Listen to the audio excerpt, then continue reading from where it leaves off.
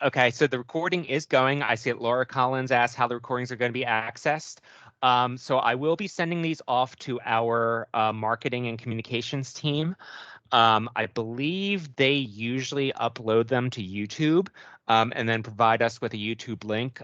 So those will be linked from the internal partner page on the IHCDA website, along with copies of the presentations, which I will also be emailing out to all of our attendees, and all of the manuals and appendices and all the kinds of written materials. So yeah, I will make sure that everyone has access to those. So I'll be sending those recordings out probably tomorrow morning once I get back into the office and I'm on IHCDA network instead of trying to do things through the VPN from home.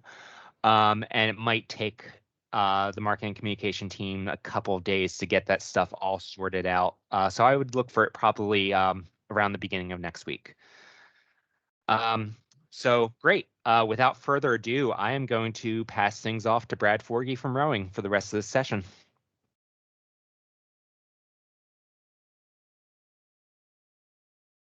All right.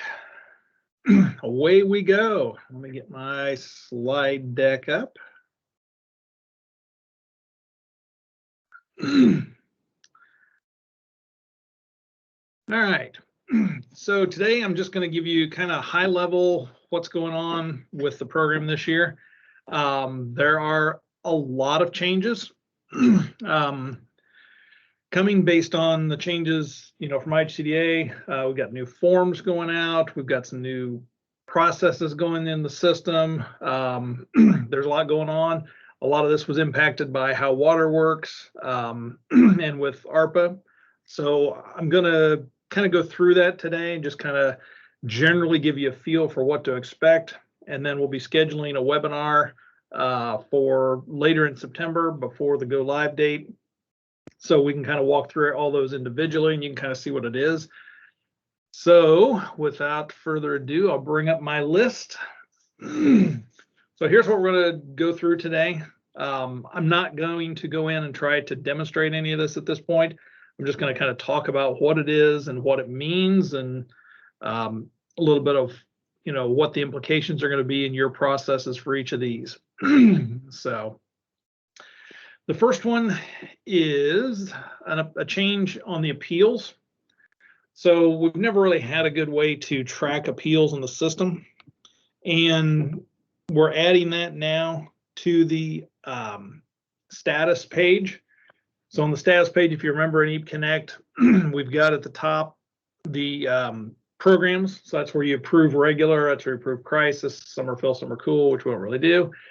In that box, you're going to start seeing water and ARPA as well. Then the middle section of that is where you see your matrix calculation, which there will be some changes to that as well. And then below that, we're adding a new section for the tracking of appeals.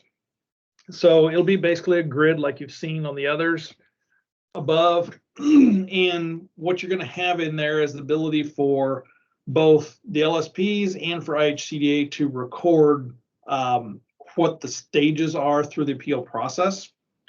So if you do have the situation where you're going through that appeal process and you need to record that, there is a separate permission to be able to edit the appeals data. You would just go in, you would add, there's just one entry at the agency level for you to add. You'll fill out the fact that client has requested an appeal, what your decision is, or if it's in the process, it'll capture a date and time so we can track that. The idea there is that puts the information in the system. Then if they appeal your decision and it goes to IHCDA, IHCDA will actually have the ability to record their appeal decisions in the system as well. So they will have some minimal editing capabilities just for that appeals data. So from there, they can go in and do the same thing and record the initial IHCDA appeal information, what their decision was and the dates. And then if it's appealed once more, then IHCDA can actually record their IHCDA final decision in there as well. So the advantage to this is, one, IHCDA can see when you appealed the information, when an appeal was made to you, what your decision was and the date, and then you'll be able to see what has happened on the IHCDA side. So if the client is calling you, that information is available to you when you're talking to them, and you don't have to try to reach out to IHCDA and find out what's going on the other end. And it's kind of that, when you, same scenarios, when you have a child asking mom and dad, this way you'll both be on the same page and you'll understand where things sit on each side. So a minor change, probably the thing to remember, is just the fact that now you want to record that information, and the fact that there is a permission for this. So it won't be included in that intake worker role. There'll be a separate permission. We'll communicate out which role that's going to sit in. For security groups, my assumption is you'll want to put that in one of your more senior people for recording that information and processing that. So that's the appeals. The, whoops, one too many, or did I get the right one? Okay, so water program status, I've got this one in here on that same page, as I mentioned at the top. And I'm not going to go deep into water today because Ashley is doing the webinar the 14th and 15th, and I will go deeper in on that. But we've had regular crisis, some are fill and some are cool at the top, where you go through, and starting last year, you had to manually approve. The system no longer automatically determined the fact that they were approved. It would prevent you from approving based on some logic, if they weren't eligible and some of our criteria, but you have to manually make them approved. On this tab, you're now going to see an ARPA row show up in that grid and a water program in there. And that's how we will know, for instance, on the water program, since they can apply for either electric or EAP or water or both. When we do reporting out of the system later in the year, we'll be looking at this status to know if there were any clients that actually said they did not want to apply for water. So that's where you'll use the not applying for status. Same thing with ARPA. If for some reason you were going to deny them ARPA, I don't know why, but let's say there was a good scenario, maybe they weren't qualified for LIHEAP either, or we had a fraud issue, and the same thing for water. But you're going to want to make sure you set that status.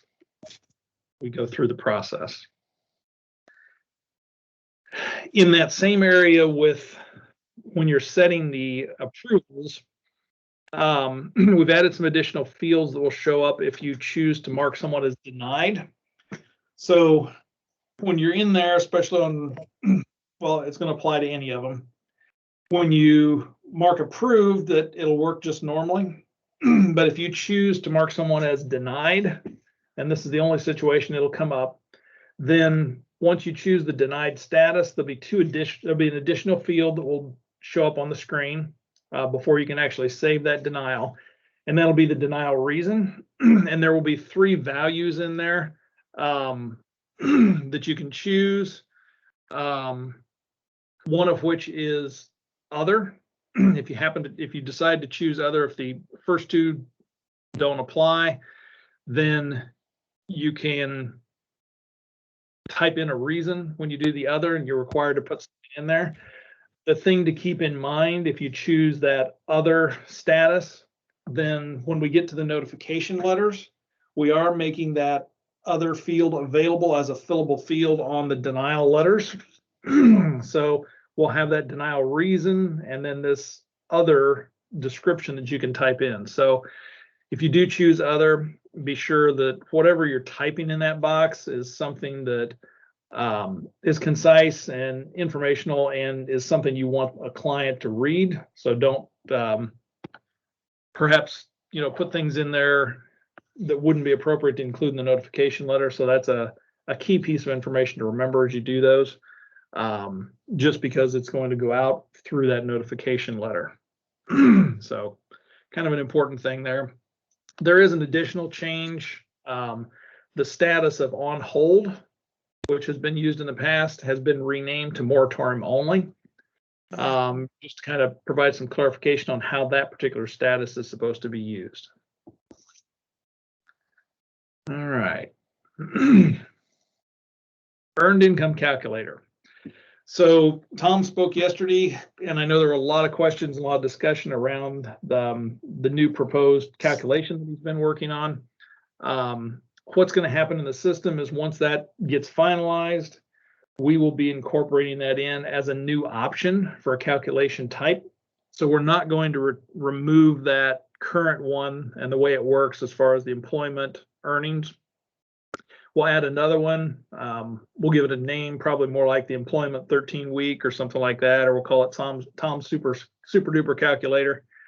But we'll have that one in there for those agencies that have volunteered to work on that one and give feedback. So you will want to train your staff that if you're not part of that group that's going to use it, to not use that one, that you're not approved to use it. And if you are, then you will have the option of doing both. So you can do, well, either one, depending on the type of income. So you can kind of play with it. You can compare what numbers you get if you need to. That'll give you some better options to give Tom some feedback on how that's going to work. As he said yesterday, he's still working out some of that logic, and they are still having discussions. So we have not yet put that in place. The goal is to have it there by the time it go live, assuming that everything can get hammered out and it's all clear on how that should work and what the expectations are for those calculations. So that's where we stand on the calculator. Now we're getting into the heavier stuff. So utility information. So on the dwelling tab down at the bottom, we've had the utility information for electric, heating, and just a small one for water for the last few years. The electric and heating, the goal there has been, to collect the utility information, especially on ones that are denied or someone that doesn't end up with claims. So we could do some reporting, know which utility companies we're getting denials for and whatever reason, and collecting a little bit of that usage information if we've got it. This tab is in this section is going to become key for what we're going to talk about next. And because of that, we've had to add a few fields to this section. So you're going to look at these and they're very much like claims, which is the reason they've been added in here. So for electric and heating sections of the utility information, we've added a household member dropdown, which works just like it does on claims, and a billing first and last name. We've added the same information to water, plus fields for arrearage and fees and current bill, and a whole new wastewater section as well that duplicates that. So there's a purpose for this, which is the part I'm going to talk about next. What we are doing though is when we get ready to go live, we're going to go into the 2021 applications that are already out there. And for the electric and heat, we're going to go ahead and bring over the data from claims into that household member and billing a first and last name, so that when you import an application from the prior year, those fields will import forward. So that information already pre-populated from an imported app. Obviously, just like in the past, if the client has moved, you need to go in and make sure that information gets updated. The household member billing first and last may actually not change. If they move, it's likely the same person set up the utility account information, and you're already changing the vendor possibly, and at least the account number when you do that. But it will be key for you to fill these in.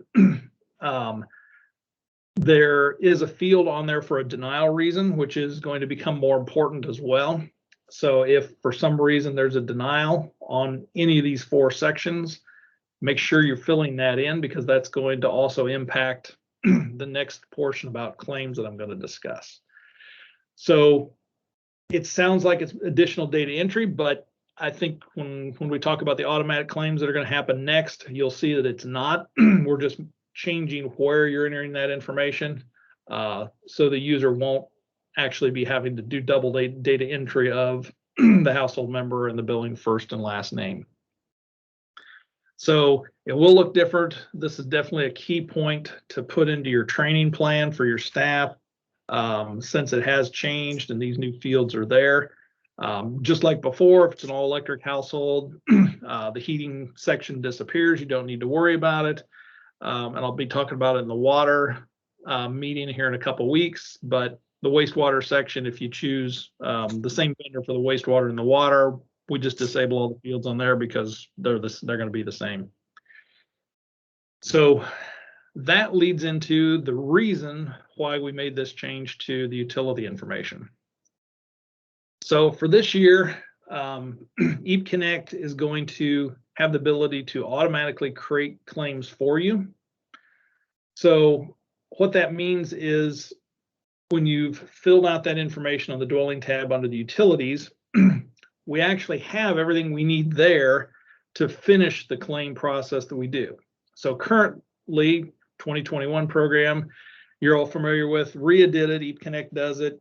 When you would add a claim, the first claim would come in typically as a heating or electric. You know, it would already calculate the dollar amount for you. We would probably know the account number because that's coming from the utility information. Basically, everything was filled in except the household member, first and last name for the billing account. The other fields were known from the utility tab and from the other information on the application. So what we've done is when you go into the status tab and you go into regular and you change the status to approved and you save, behind the scenes, the system's going to say, okay, well, I know the primary heating source for this dwelling. I know all the information on the utility tab that you've already filled in. I can go ahead and create 1 or 2 regular claims, depending on if they're what their primary heat is, which will define if it's just an electric claim or if it's electric and heating. I can look at whether either of those utilities have a denial reason and know whether to create the claim or not. And it will go ahead and generate those 2 claims in the claims tab before you even get there. So you'll still be able to manually edit those if you need to, but they should come in and be the same as if you had manually clicked the button and then just filled in the household member and the first and last name. So by moving that information over to dwelling, we haven't caused any additional work for your intake staff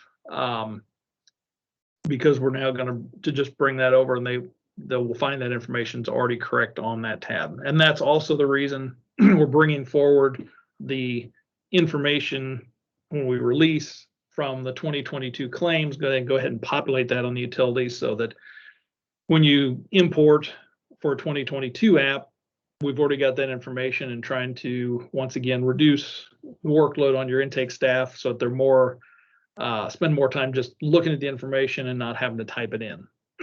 So, as I mentioned, it only happens when you mark that to an approved status and those claims haven't already been created, which you really can't do anything else. The system won't let you change it back to any other status if they already exist. We do have logic in there based on this year's rule book for handling heat, electricity, and water in rent.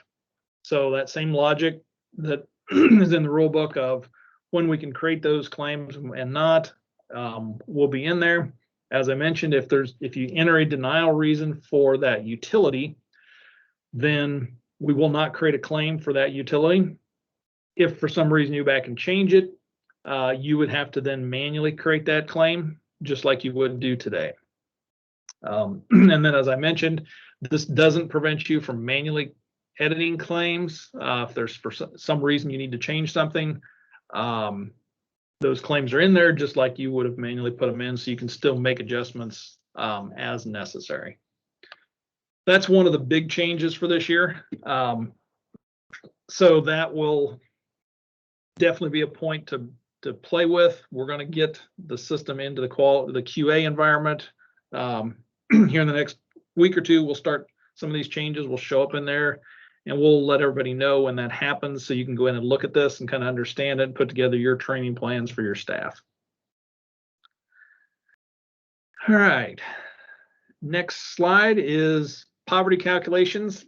So as Tom mentioned in one of the sessions yesterday, we've moved off of that hybrid of SMI and FPL combination, and we're only doing the SMI this year. So the system is set up to do that. Behind the scenes, we are still calculating the federal poverty level because that's needed for the CSPG reporting, which is the same thing as we've always done in the past. You don't see it on the screen, but behind the scenes, we determine both levels and then which one's going to be used. So that will be in there. The other thing to mention in here, though, is related to the matrix on the status tab. Since we do have the two changes to the way the points are calculated with the dwelling and the fuel source, if the heating fuel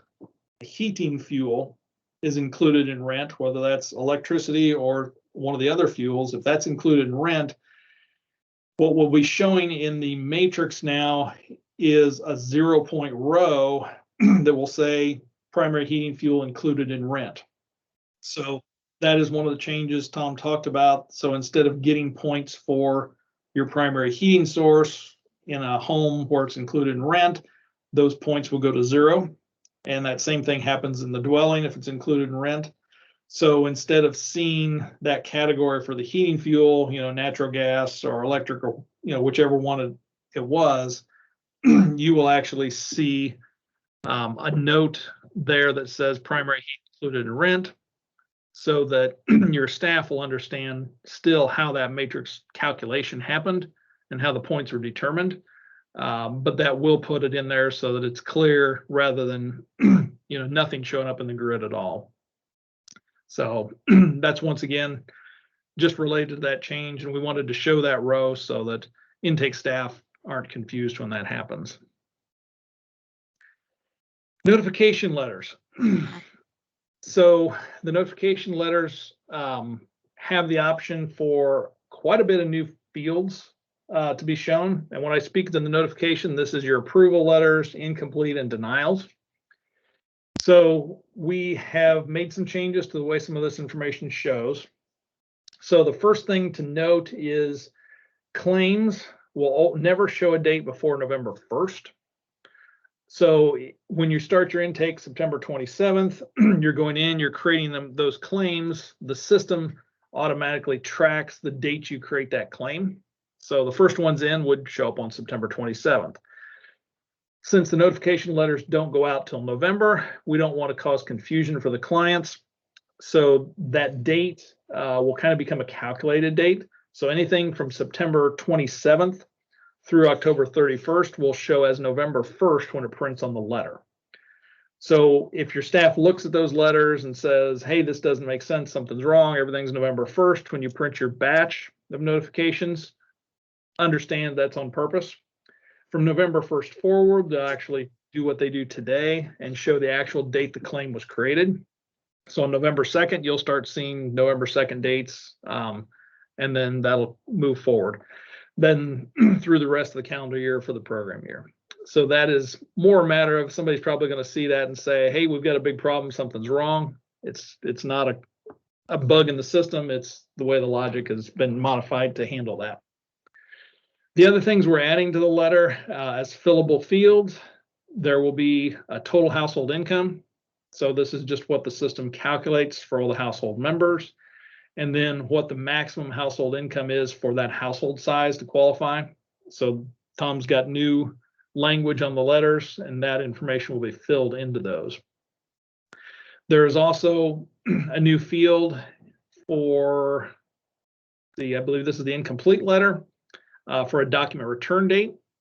So that date will always be 14 days in the future of whenever you print the letter. So if we print it today, on the 25th, whatever 2 weeks from today is, September 8th. I print a letter today, it's going to show up as September 8th as the document return date. So that will be a fillable field. And then also, I'm assuming this is probably for a denial letter, but there will be a reapplication date that's available as a fillable field in there. And that date will be 55 days after the application date that you filled in when you enter the application. So it's another calculated field that will be used there on that denial letter. As I mentioned, when I was talking about the capture of the denial reasons, we will have that denial reason available and that comment if you've chosen other. So that's where it is important that your staff is careful. If you choose other for the denial reason, that you put something in there that's both meaningful and appropriate to show to the client, since it will show up on their letter. So that's kind of a key piece of information. We're also going to be showing the last appeal date. So we talked about the 3 levels of appeals that you can be entered in the system now, for the first one being for the agency and the second 2 being for IHCDA. We'll look at those 3 rows, and that last appeal date will actually be shown. So whichever one is the most current will be used in the letter for that appeal date. And then we've added a fillable field in the document also for the contact email address. So that's coming out of your agency setup screen. You've got your agency email address in there. That's going to be printable on the notification letters as well. Tom, is there anything you wanted to comment on the notification letters at all as we're here? I know this is quite a bit of changes and the letters have some different language. Yeah, no, I don't think I really have anything particular to necessarily say. Just that we're trying to have the letters be formatted in a way that provides more useful information that can kind of try to anticipate a lot of the questions that agencies frequently get in the wake of these letters, so that they can hopefully spend less time on the phone with clients trying to explain this information. And we're trying to automate a lot of these processes to take some of that burden off of you as much as we can. So I'm really excited to see how this rolls out. And as always, we are.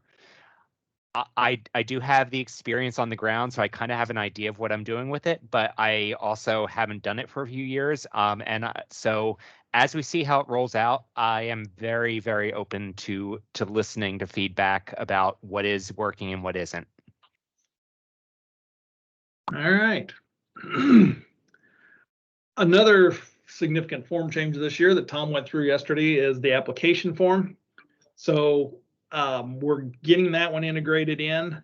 One thing I picked up that I missed on it that Tom mentioned yesterday, so I was glad I was there, was putting your logo at the top and putting your agency's information in that small box at the top.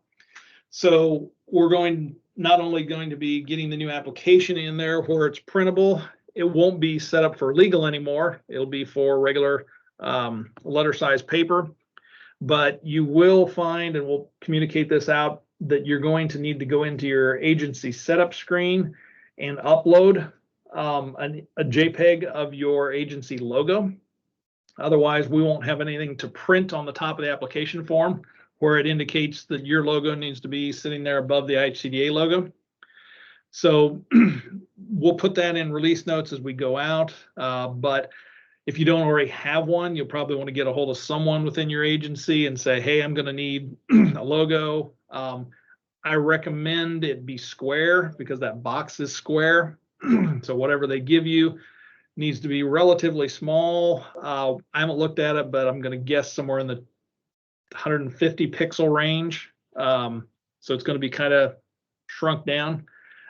You may want to have them give you something that looks like it's going to print on that application well, because if you upload an image that's larger, we're going to squish it. And if it's not proportional and square, it's going to get squished based on its size and shape. So if you give me a rectangular one that's kind of wide, I'm going to really shrink it down when I print it up there, and it may not look as nice as you'd want it to. So once we get that released out there, you can play with that a little bit. You can replace your logo and do a couple print a couple of them in the test system, the QA system, to make sure you get it kind of where you want it, so it's going to look good. But probably a good idea to go ahead and reach out and get someone to share an image that you can go ahead and use on the application form. All right, the income verification affidavit. So this is related to the online application. So what we're going to do this year is we've had a link in there where clients, when they go through and they get to the last page of the online application with the document uploads, we've had some wording in there that says, hey, if there's anyone on here that didn't have income, you need to click here, go get the income verification affidavit, fill it out and upload it. Well, they weren't probably doing it, is my guess, or they didn't have the capability to do it. So what we're doing is when we get to that tab for anyone that had income, was 18 or older and had income, we put their names in the box and said, hey, you've got to upload for every job they had. You need to upload some kind of documentation. If a member has zero income, we're going to show them in that grid as well with a label that says the income verification affidavit. When they click on that person's name, in the past, we just came up and said, hey, do you want to upload a picture or a document? That way they could do it on a phone or a computer, and let them go. In this case, we're going to give them the option to say, do you want to do that? Or do you want to electronically fill out the income verification affidavit? If they choose that, we're going to open that fillable PDF for them right there on their device with just those fields fillable. They can key them in, fill it all out. At the bottom of the screen, they'll be able to go ahead and say submit or upload, and that will actually take the fillable PDF and save it into the system as an uploaded document. So hopefully that will get you some better and more complete documentation that gets uploaded through the online applications, at least in the case of those people that need to fill that out. They will still have that option to upload a document, if they have something else, but this is just a little bit more integration to try to make that online process even more complete. I'm trying to get everybody to do that. Online application processing. So there's a few changes here. Last year we heard from a couple agencies where they wanted the ability to assign staff to counties for online applications when they're handling the intake queue. So we're introducing that this year. You can go in and there'll be a screen under system utilities where you can set up your intake users, your intake queue users. If you don't do anything, it'll continue to work just like it does today. And the way it does today is when a user who's got the intake queue permissions goes to the queue and they hit the process next, they just get literally the next one in line. If you go in to the screen, you'll see a list of users that have that permission. You can choose a user and you can assign one or more counties to that user. If you assign all your counties, it's the same as not assigning any counties, because that user is going to get all. That's the way it'll work. So if you don't do anything, it works. If you assign them all, it works.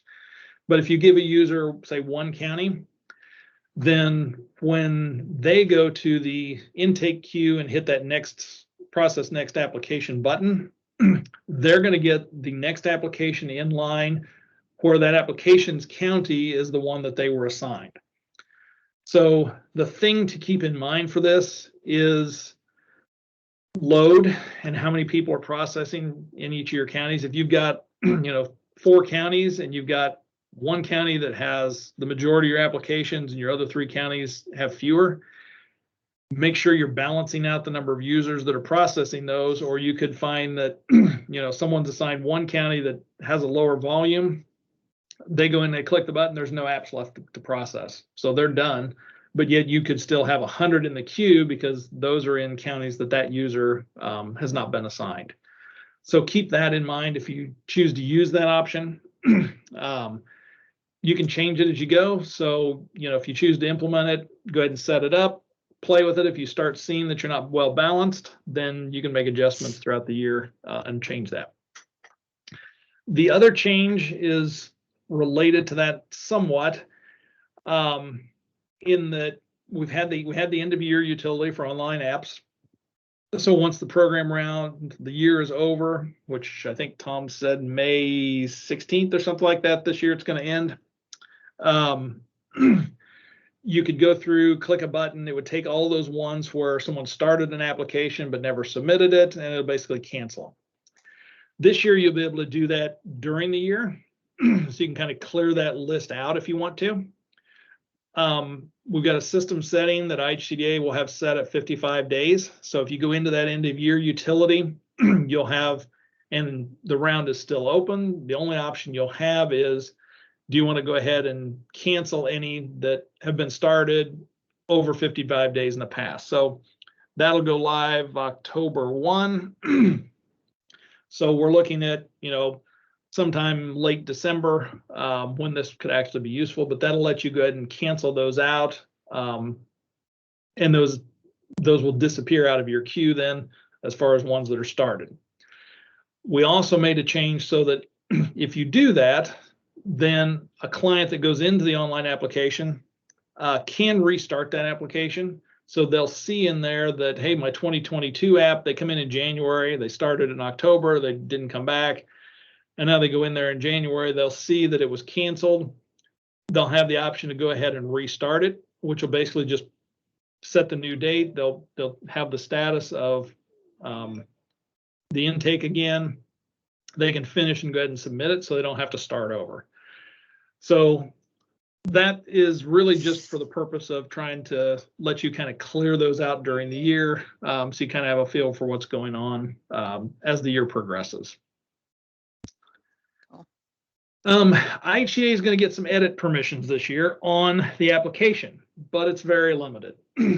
So the goal here is to let them put a little bit of information in there to share with you and record some of the interactions they have with a client, whether it's questions or a review or an audit or an appeal. So IHCDA is going to have the ability to add a note to an application. And they can add and edit their own notes. Obviously, the notes, you can see who created them. So you'll know when it says Thom or Samantha or Renee, whomever. And they can add and remove their own notes, but they will not be able to edit or change or remove any notes from your staff are creating on application. So you'll see their notes. They already see your notes. You can edit your notes. They can edit their notes, and you will not cross over. And the exact same thing is going to happen on documents.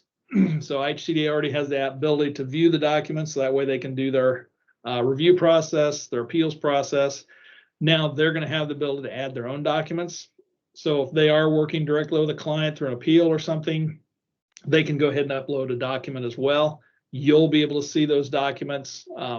They can add and edit and remove their own documents. You can add, edit, and remove your own documents, but you can't do each other's.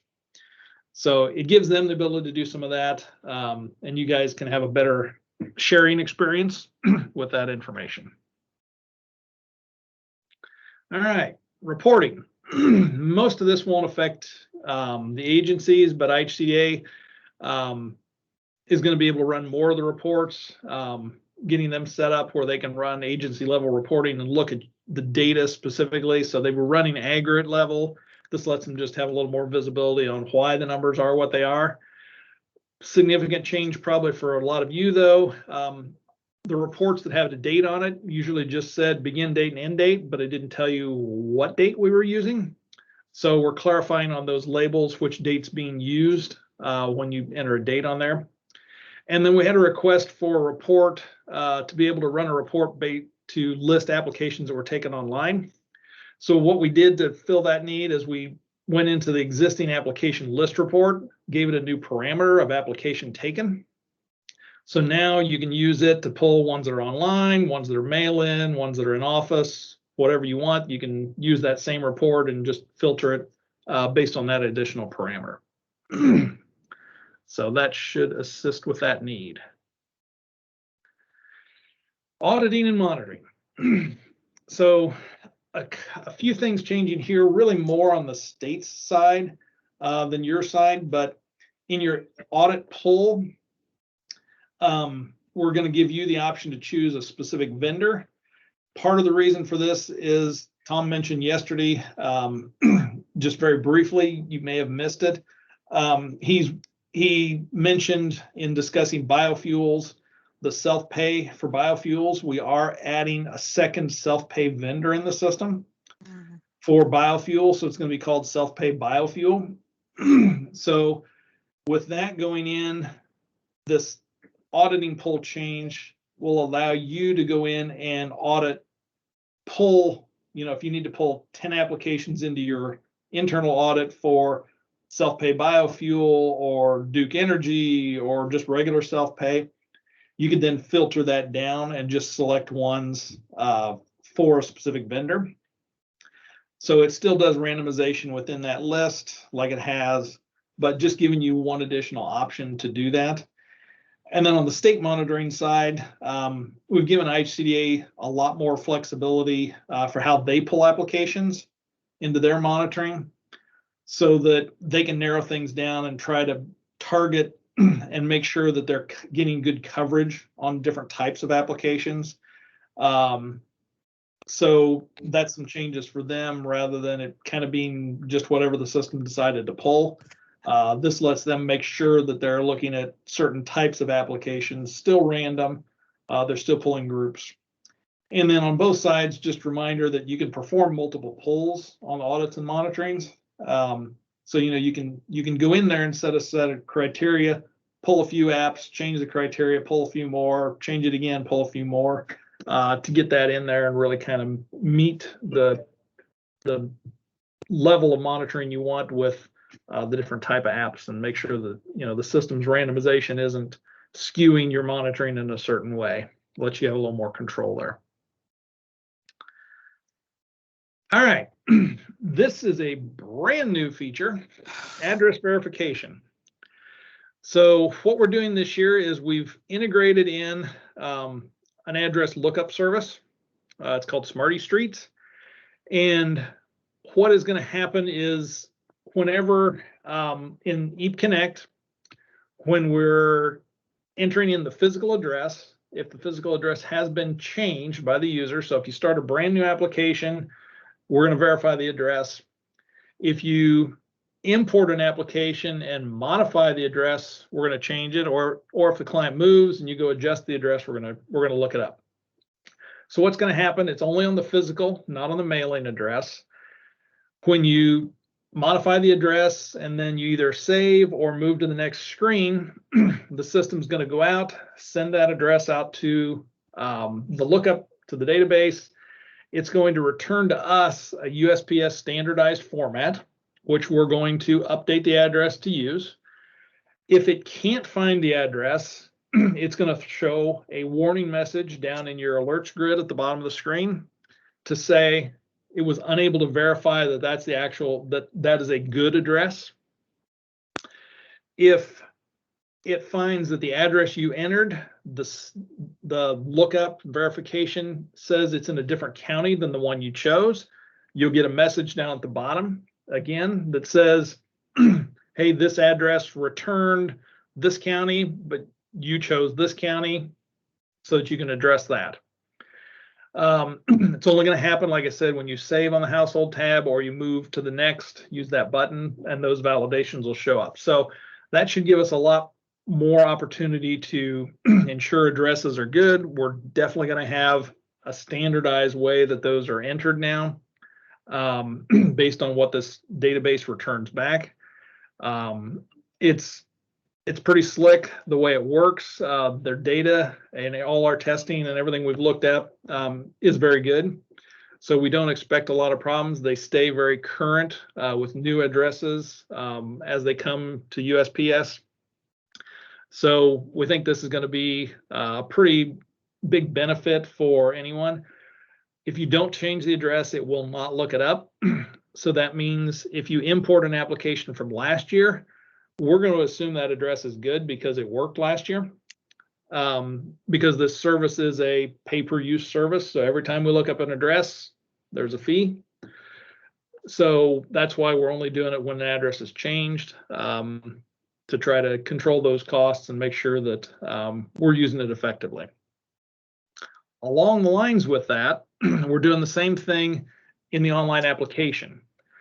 So when the client is going through their application, the first thing they do before they ever start is they set which county, their county of residence. And then as they go through their application, they put in their physical address, and we ask them the county again. If those two don't match, we were already stopping them and saying, hey, your residence county and your application county don't match. This could cause a problem, getting it routed to the right agency. So now when they enter their address, we're going to do it again. For one thing, we're going to tell them if their address can't be found. We'll let them go on, but we're going to warn them and say, hey, we can't verify your address, so check it. If it's right, just keep going. If the address they put in comes back in a different county than they selected or different from their resident county, we're going to stop them again and give them another warning, primarily saying, hey, if your address is in the wrong county and we route this to an agency, you could be delayed because we might have to move it to another agency if you're not in the right service area. So they're going to be told that right up front. They can still continue. We're not going to stop them. If they're really convinced they live in some other county, we'll let them go. But what's going to happen next is when your staff processes those from the intake queue. We don't get this a lot, but we get a scattering of them the last couple of years.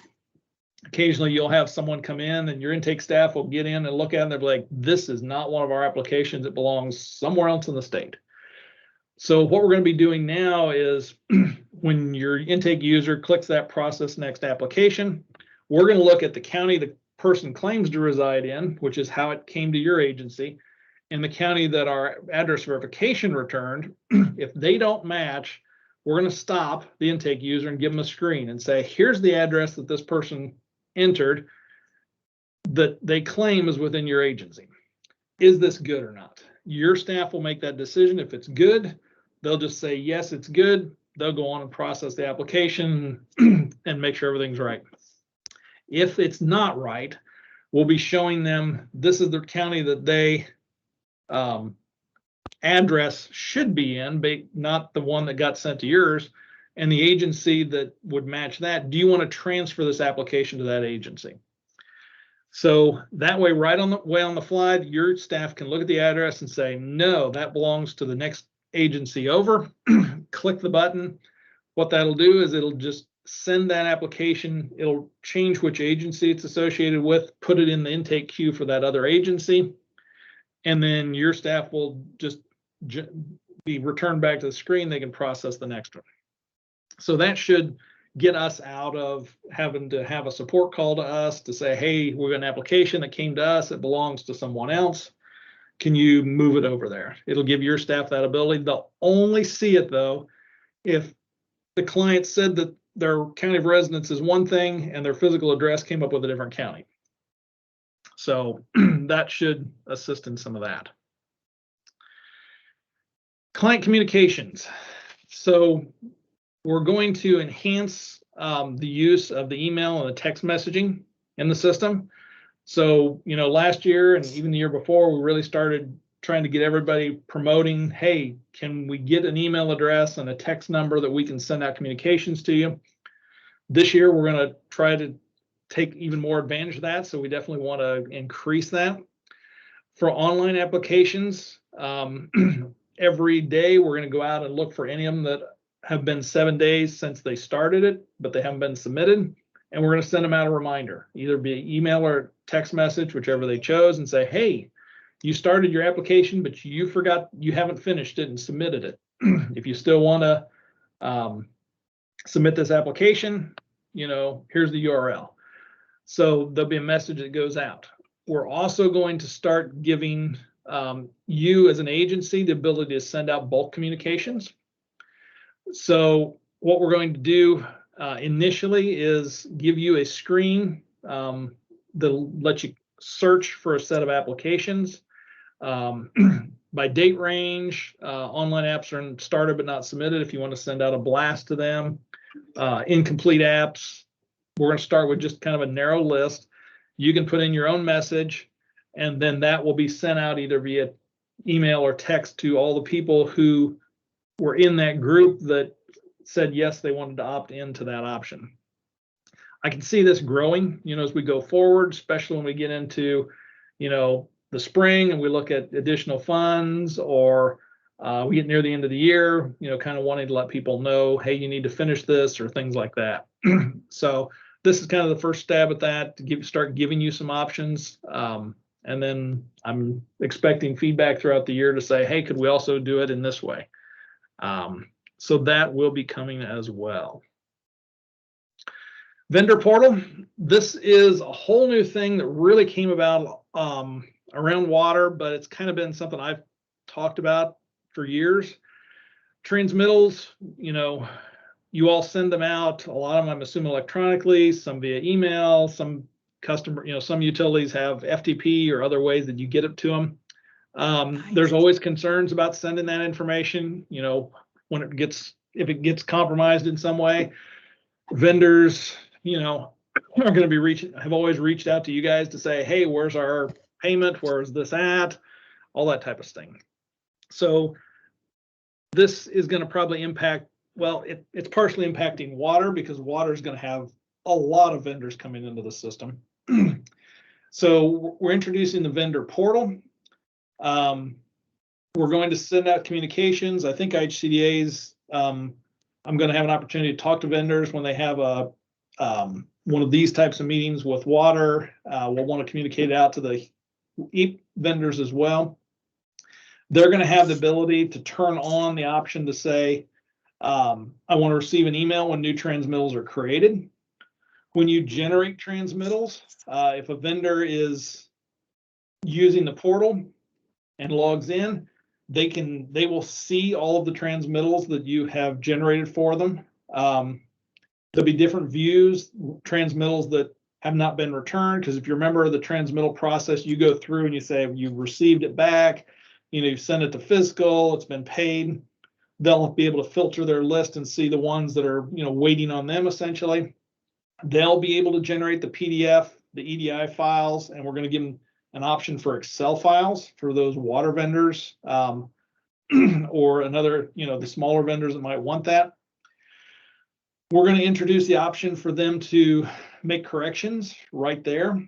So the corrections are essentially comments, though. We're not letting them actually change data in the system. They can put a comment on a transmittal. They can put a comment on individual claim, wrong account number, not our customer, whatever. And then that's going to flow back to you. So in EAPConnect, when you're processing, you'll be able to actually see ones that are electronically returned, because when they've done this, they'll be able to say, yeah, I want to send it back to the agency. You'll be able to see those. You'll be able to actually click on, the 5 in that 200 transmittal list, or 200 claim list, go in and actually see the comment, make the change if you, to do that, to get everything corrected. So we're hoping, especially around water, this can help make some of that go a little quicker. They'll be able to go into those lists and see transmittals that are sent to physical. So they'll know that you've sent it over to IHCDA for payment. They will have the ability to see ones that have been paid by IHCDA, all sorted in order, so they can try to get some of that, make it more self-service to them. We're going to give them an option, and there's security in the system, so they'll be able to limit who can do this, but the IHCDA banking information, to make sure that they can look at it, make sure it's correct, and pass that through to IHCDA's Great Plains system for payment. And overall, just kind of try to make it so that vendors aren't receiving, client data via email or other ways that could be compromised by putting it all here in the portal. They're going in and getting it themselves. On the EAPConnect side, as I mentioned, you're going to be able to see ones that they send back. You'll be able to view the comments they put on it. You'll see the individual claims that actually had a comment. We're not going to show you, if there weren't any changes, we won't show you those. But if they had 5 changes, you'll be able to see just those 5. You can click on them. It'll open up directly to that application and the claims. So you can look at what they commented was incorrect and make that adjustment. And then we'll talk about this when we get into water, but there's a scenario with water where a vendor may not choose to participate in the water program. And in those cases, they're going to be able to opt out, and will tell your user won't be able to actually create claims for those vendors, even though they're in there as a utility company. So that'll be covered deeper in the water program when we get to that. The other option you may have heard me talk about in the past is virtual appointments. So we really started digging into this last year. With COVID, it kind of made sense as appropriate time. We're using Teams today. That's essentially what we're doing with virtual appointments. There's two pieces to it. One is scheduling. So if a client goes in and creates an account in the client portal, one of the things they'll be able to do, your agency can go in and turn on or off scheduling. You can go in and actually set up open appointment slots, either for in-person or for virtual. So you can say, hey, Monday through Friday, we're going to do these appointments, and these are be in-house, in person. These are be online. You can say those slots are available, and then they can go in and say, oh, I'm going to come in on October the 12th at 10 a.m. There's an opening there. I can click it, and it'll actually schedule it. When you do it, you'll be assigning intake workers to those slots, so they'll be able to see that someone took an appointment with them and know when it is.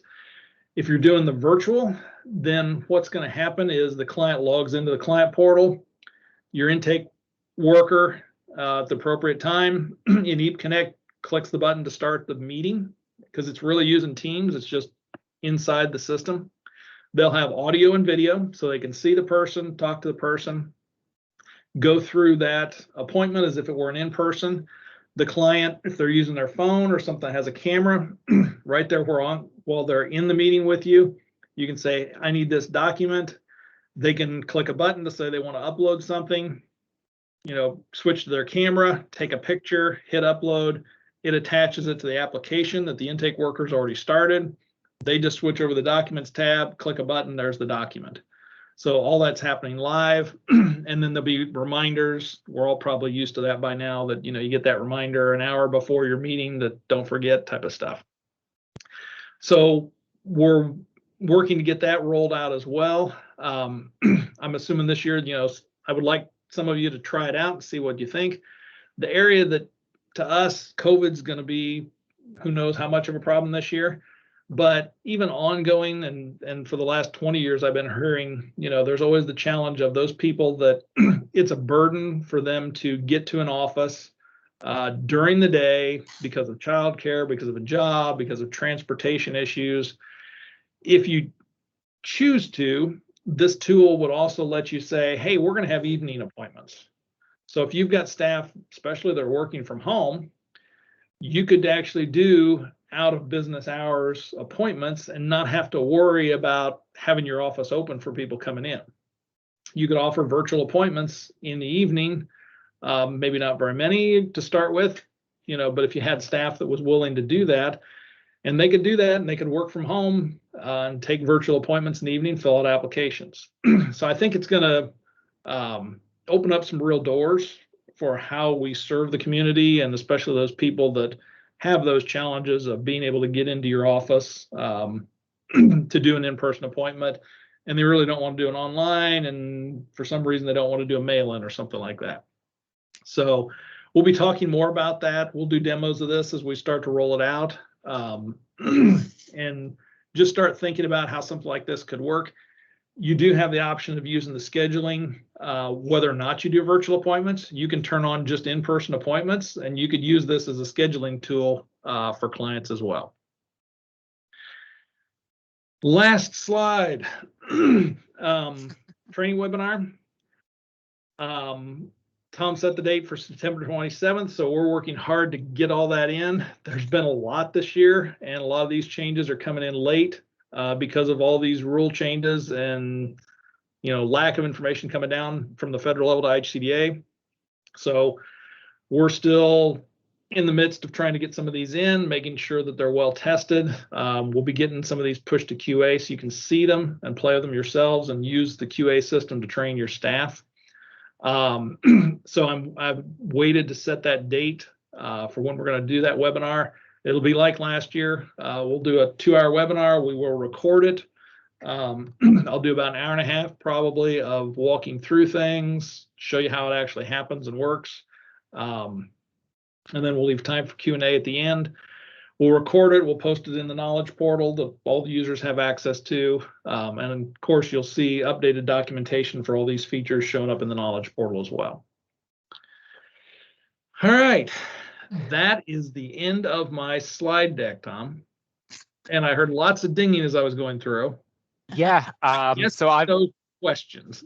I've got things pulled up. I figured I'd kind of try to facilitate these questions for you, Brad. Excellent. Good job getting through that in under an hour. There's a lot this year.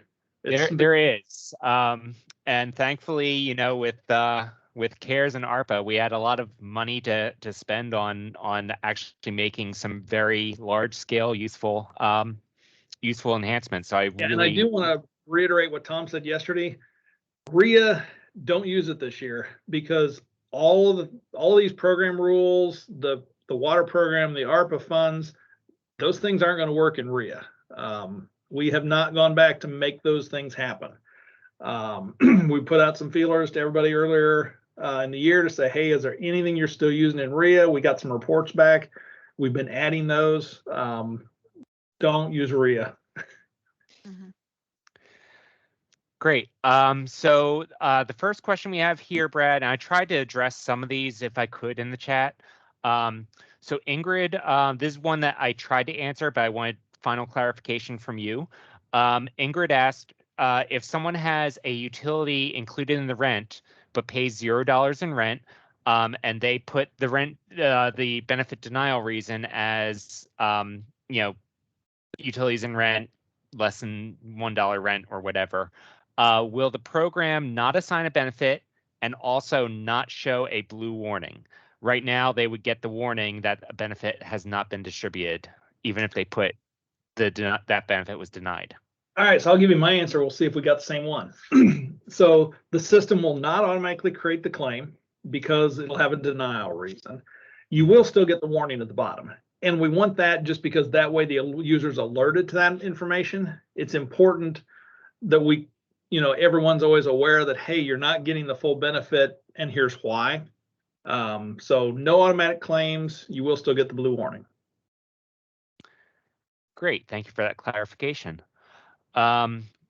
So here's another one I tried to answer. Rosa asks, if the file is found to be denied after being approved, can the claims be deleted to change the status? Yeah, we're automatically creating them, but there's no difference between the automatic created and the manual ones. You can still do everything the same.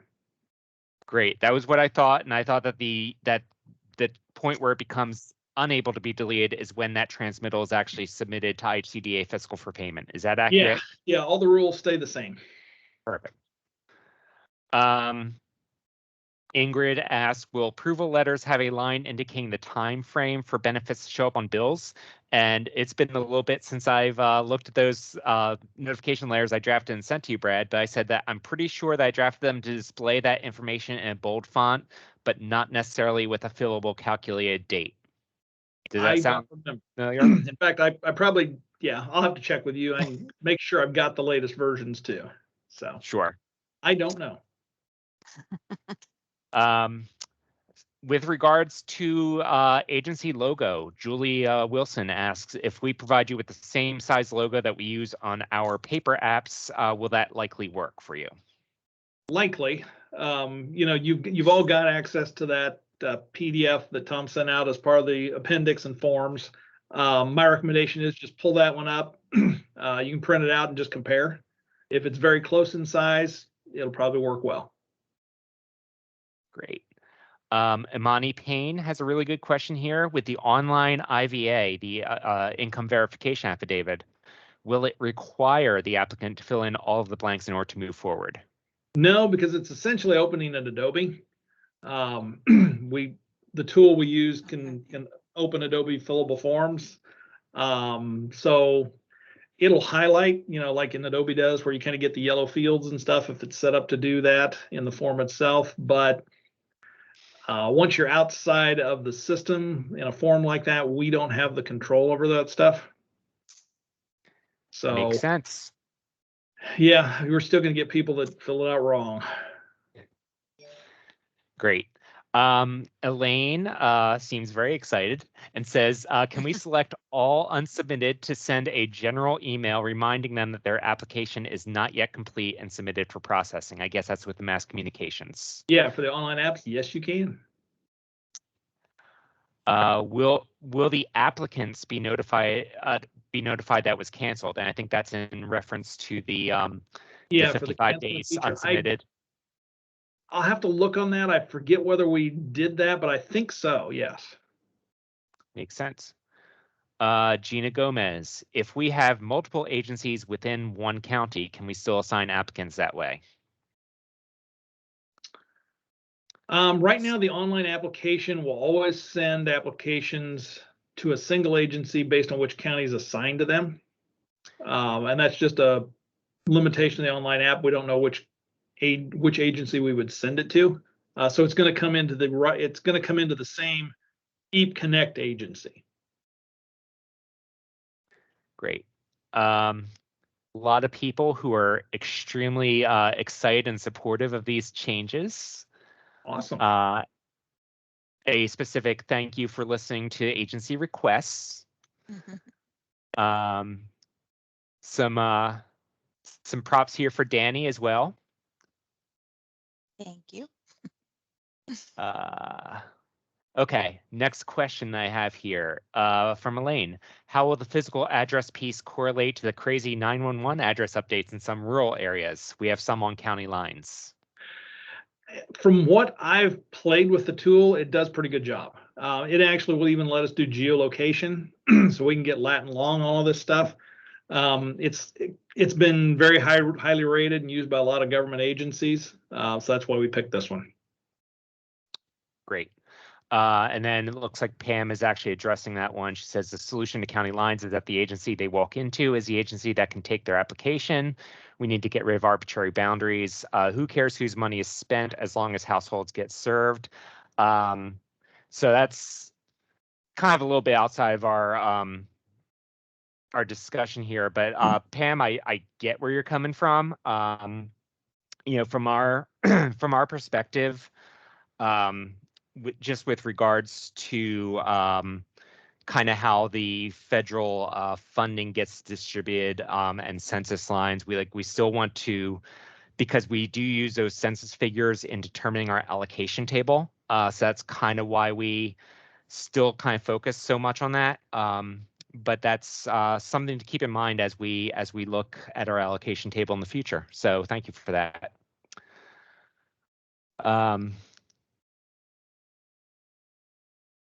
More praise and thank yous for these changes. So Brad, looks Glad like they're popular. Yeah, it looks like we've all done a really good job this year with this. Laura Collins, I've found that many vendor emails in EAPConnect are not actually the email they want the transmittal sent to. So that's just I think just something for us to bear in mind with regards to the vendor portal and that whole transmittal piece. Yep, and they'll have the ability in the portal to change that address themselves. Great. Elaine says for vendor transmittal, can we add a line for claims removed by vendor and balance adjustment due to claims being removed or something of the like? As I do transmittals and remove claims, they need an area to be able to define the removal of a claim showing reduction in transmittal. Is this from the vendor side or from the agency side? Because the vendor will be able to click on a particular claim and put in the comments, say, this is not one of our customers, which would then tell whoever's doing the transmittal review, they could go in and remove that claim. Yeah. Elaine, do you want to elaborate on that, on your thought there? Yeah, the transmittals that like I'm processing right now, the vendor doesn't have a spot where they can identify here's the number of transmittals or claims that I've asked for you to remove, and here's what we perceive the balance of this transmittal should be. As a matter of fact, today I had one this morning that the number I had didn't match up with my vendor's number because we had a variance in the number of transmittal or claims that were removed. Yep. So being able to cross match that is important from my standpoint to make sure, did I delete somebody that maybe they meant should have been just updated? Or did I leave somebody on there that I should have up or deleted? So Right. that's the that's the piece that I'm dealing with on this piece of it. So that's kind of where my request resides. Yep. Yeah, we don't have any way to indicate that on the printed PDF version right now. We can look at something like that. I think as we grow out the electronic transmittals in the vendor portal, we can look at going beyond just that comment and maybe letting them say what's wrong. You know, what's the purpose for this correction? You know, is this not our customer, wrong account number, wrong name, that type of stuff, which if we can get them on board with the vendor portal, would let you have that information. We could do some of that stuff. Okay. If we could just have like an extra line on the transmittals for now to give them a spot to write the number of claims removed and the negative amount so that we have a balance to match up with, that would be helpful from my standpoint. Okay. Thanks, Brad. Yep. Angela Spurgeon, when you send the information to vendors about the training date, will you also send that information to the network? That way she can reach out and encourage more rural vendors to watch for the email and participate. Yeah, I think all those communications will be coming from IHCDA. So yeah, I was gonna say, I imagine that this will be part of our vendor webinar, which will be scheduled shortly here. So yes, so Angela, I will be sure that the network is aware of the vendor webinars as well. Amanda Wolf, does this replace us emailing a transmittal to the vendor? that's And the goal. she also adds that she generally likes to look through the transmittals for mistakes before she emails it. So I guess how would that impact that? Yeah, and we've talked about something like that, a QA process on transmittal before they actually go out the door. The nice thing on the electronic transmittals is once you generate them, if you go in and you make corrections, that's all live. Mm-hmm. So if you're following that process, you generate them this morning, you go through and review them. As long as the vendor's not as fast as you are, they're going to see your live corrections. It's an interesting thing to think about, though. Yeah, and it actually ties in with something I'm talking about later today, so it's very timely as well. Yeah. So yeah, that's something for us, I think, to kind of continue to think through. Yep. Try to get through the rest of these questions. I know we're a little bit over time, so thank you everyone for sticking with us. Julie Wilson, will the vendors be aware of this and how to utilize these tools? She's had some vendors this past year who seem to be in the dark about how transmittals work.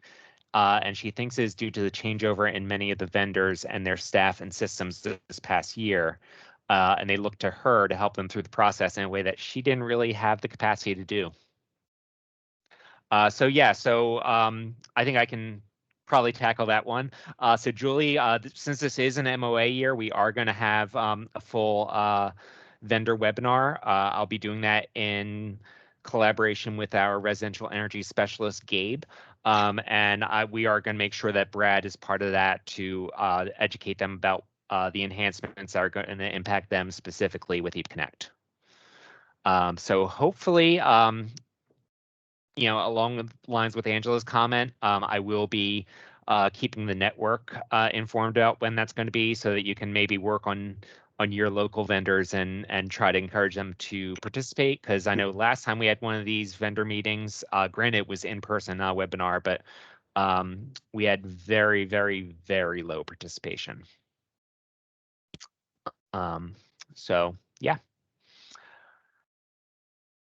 Hannah Benko Storm, last year, unless a household was denied due to being over income, the matrix still showed points in error if they were denied for another reason, such as missing documentation. Has this issue been fixed with the denial updates? So the matrix still calculates. The matrix doesn't know that they're missing information, so it's going to calculate no matter what. Okay.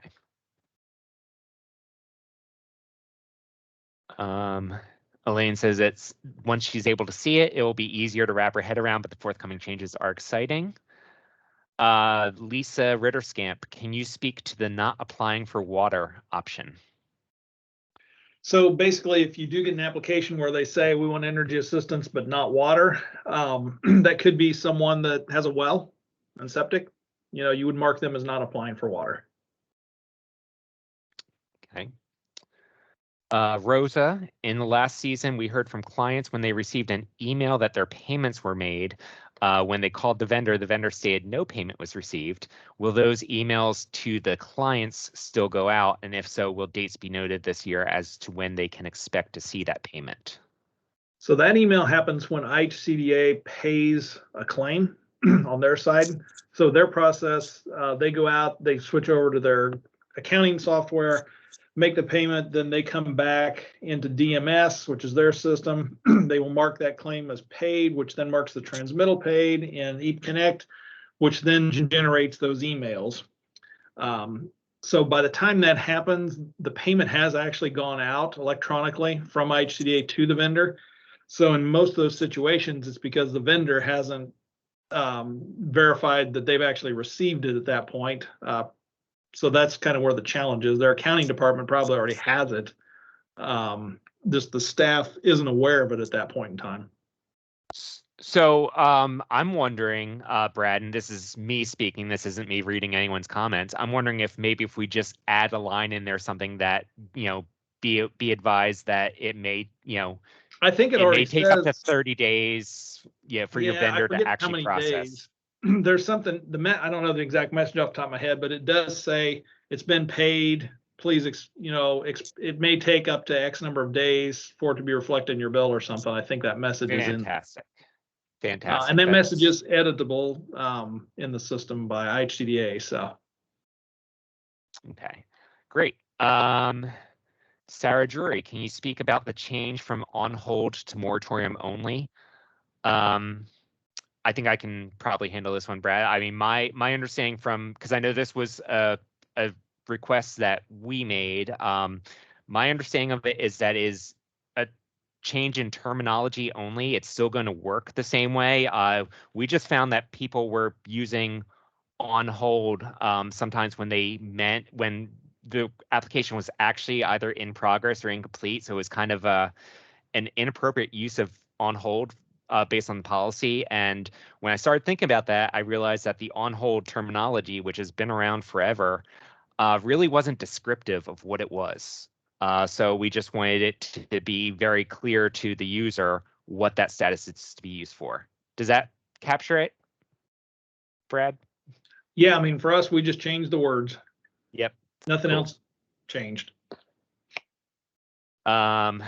Elaine, I think this has to do with the with the transmittals and the whole idea of reviewing before they go out to the vendors. We need to have time to do internal corrections before the vendor gains access to the file. So I'll do some thinking on how that could work. Rosa, can the transmittals be printed for review? She also reviews the transmittals before sending to the vendor. Yeah, you can certainly still print them. Mary, with regards to the automatic claims, will the crisis claims also auto-generate as well, or will we still have to manually enter them? They will not auto-generate. Elaine suggests that maybe on the transmittal piece, there can be a button, just submit to vendor when we're ready, once we've done our reviews. Just a thought. Yep. All right, and it looks like we are 9 minutes over, but we have reached the end of the questions here. In the interest of time, Brad, are you going to be around for the general Q&A at the end of the day? I can be. Yeah, so if you want to be around for that, that's scheduled for 3:30 to 4. Okay. Since we're a little bit behind, that might be running a little bit behind, but I think Sure. I might be able to make up the time in the next module, the ARPA, because that's not going to be a super full session, I don't think. So yeah, so in the interest of time, thank you so much for this presentation, Brad. I know I've been excited for quite some time for these changes, and I've been excited for the network to learn about these changes. And I'm happy to see how excited so many of you are to see these changes roll out. So we I have 15 minutes scheduled for break. We're 10 minutes over. I'm going to say instead of coming back at 11:30, you can come back at 11:40. Still take your full 15 minutes. I am going to make a request. As I think some of you have noted, there's two kind of phantom instances of Amanda Wolf from Hoosier Uplands stuck in the lobby that I can neither admit nor deny. So what I'm going to ask everyone to do while we are on break is I'm going to ask everyone to completely exit out of the meeting. If anyone doesn't exit out, I'm gonna actually boot everyone. So this meeting has actually been open for 26 and a half hours. We had at least one person who actually just stayed logged into it overnight. I'm wondering if that's just causing the meeting to kind of go a little bit haywire. So yeah, so I'm gonna boot everyone if you're not able to leave on your own, and we will reconvene here at 11:41. Okay, and I'm stopping the recording now. Thank you, everyone.